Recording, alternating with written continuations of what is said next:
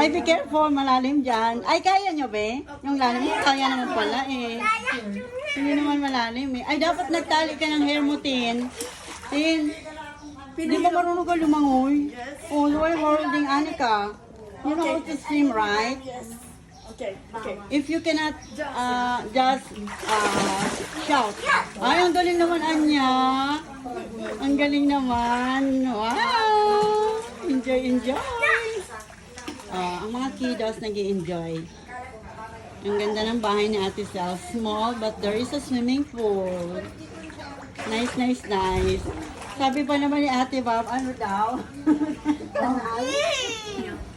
Maganda nga eh. Tingin ko ako ng tali mo sa hair. Sure. Ganda. Password daw. Okay. Ay, wait lang po, tapusin ko lang ang video ko ng 1 minute. Okay.